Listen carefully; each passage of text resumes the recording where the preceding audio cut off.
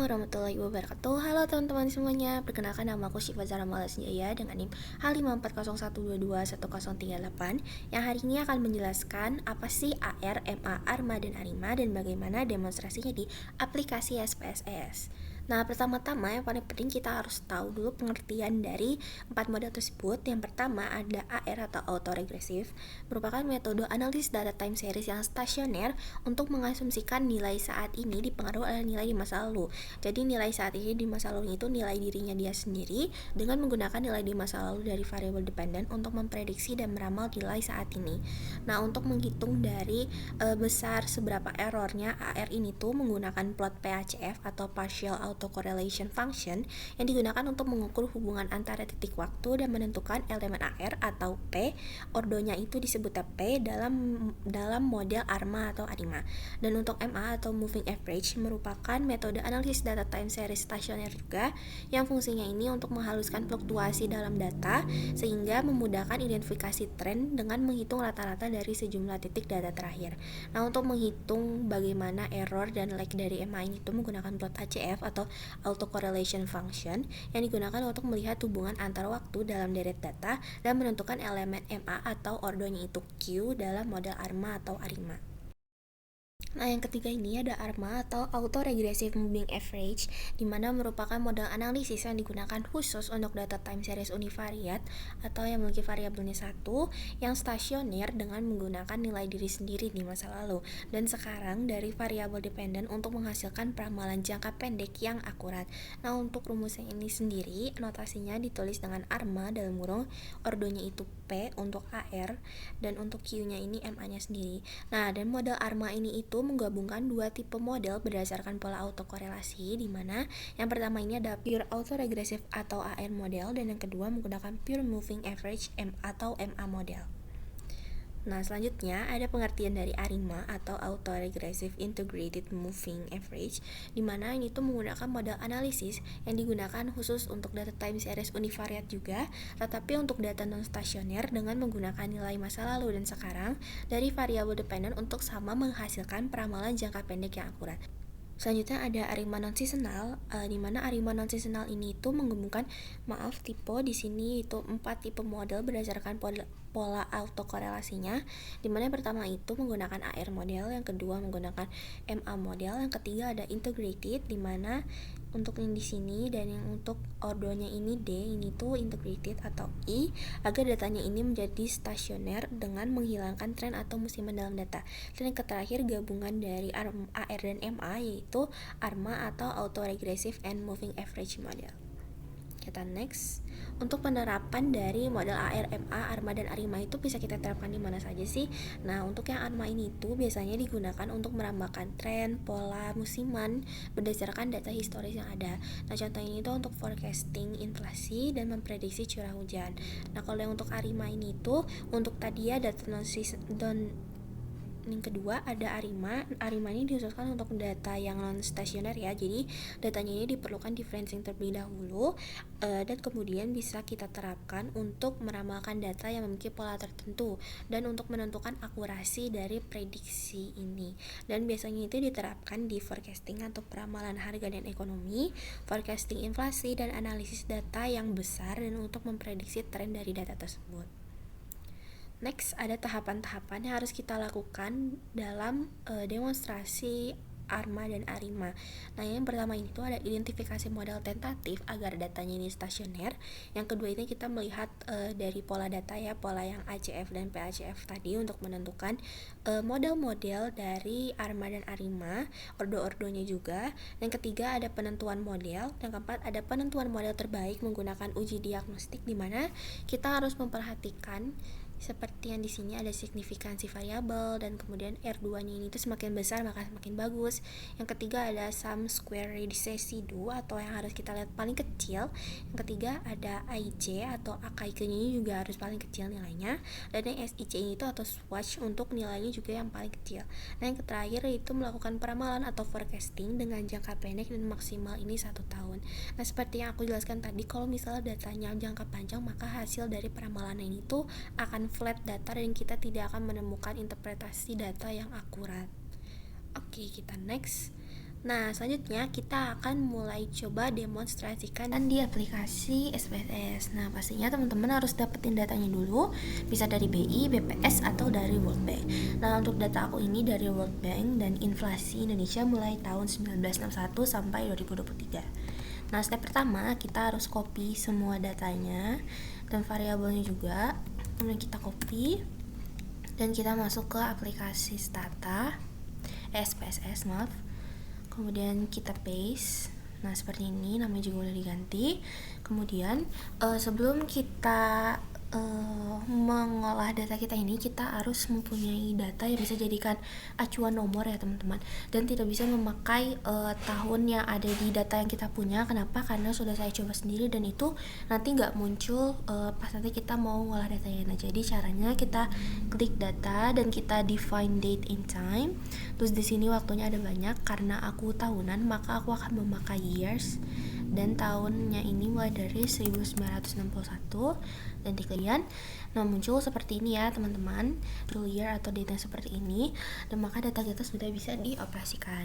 Nah, untuk langkah pertama pastinya kita sebagai syarat awal dan langkah awal kita harus uji stasioner data kita ini, dan cara itu masuk ke analyze, forecasting, dan cari ke sequence chart. Nah, ini kemudian ini masuk ke variabel ini masuk ke bagian variabel dan kita oke. Maka datanya akan langsung muncul seperti ini, dan ini datanya kurang stasioner ya teman-teman, karena masih tidak sama antara lembah dan bukit di setiap tahunnya. Maka dari itu dan masih sering naik turun ya teman-teman, maka untuk biar datanya stasioner kita harus klik yang sama dan kita akan melakukan first different. Nah, ini di checklist first different dan kita tunggu hasilnya. Nah, kemudian datanya menjadi lebih stasioner ya teman-teman, bisa dilihat di sini. Nah, kemudian setelah itu kita akan melakukan estimasi model AR dan MA-nya untuk mengetahui nilai AR dan MA nanti. Jadi kita bisa mengoperasikan apakah data kita ini tuh masuk ke ARMA atau ARIMA. Tapi karena kita sudah melakukan first different dan sudah melakukan diferensiasi, maka data kita ini termasuk ke data ARIMA.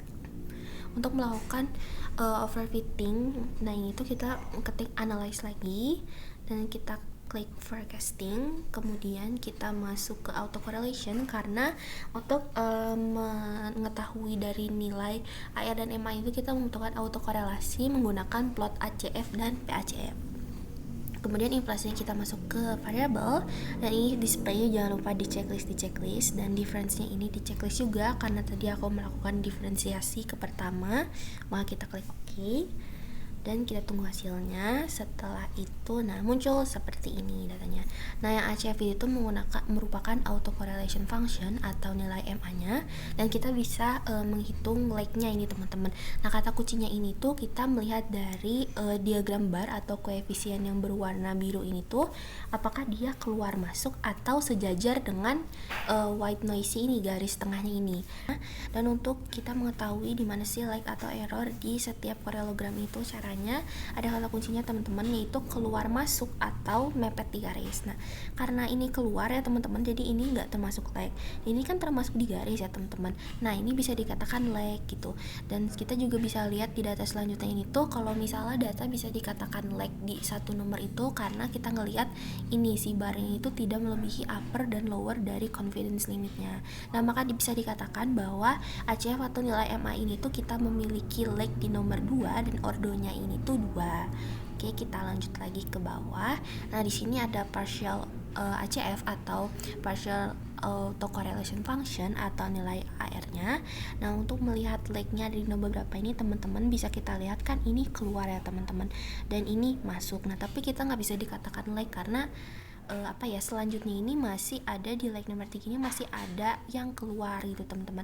Nah, jadi bisa dikatakan bahwa nilai AR-nya ini itu berada di leg nomor 3 karena setelah leg nomor 3 ini tuh semua datanya itu masuk ke dalam, jadi ini keluar dan yang lainnya ini masuk. Dan bisa kita lihat juga data itu menurun, rata-rata menurun dan tidak melebihi di upper dan lower confidence limitnya. Bisa dikatakan bahwa nilai AR-nya ini 3, dan bisa disimpulkan bahwa model yang kita gunakan ini hasilnya ini itu merupakan ARIMA 312 Kenapa 312? Karena AR ini memiliki 3, dialek nomor 3.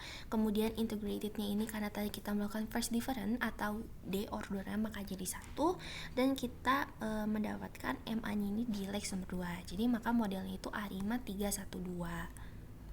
Nah, karena kita udah menemukan model ARIMA 312 ini, selanjutnya kita melakukan uji ARIMA. Nah, uji ARIMA itu bisa kita klik analyze, kemudian forecasting, dan kita di sini klik yang create traditional model.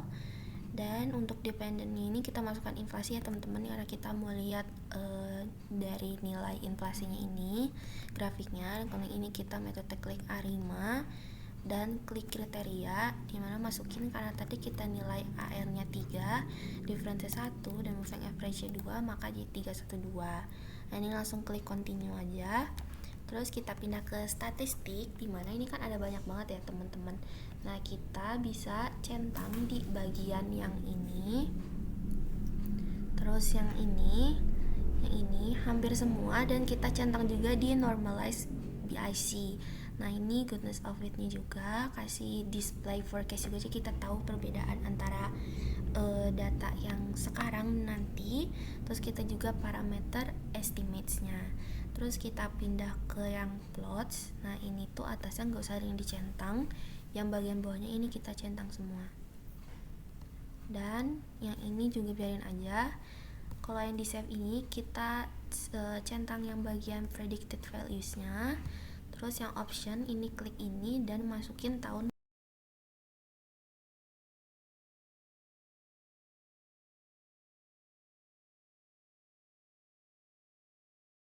Oke.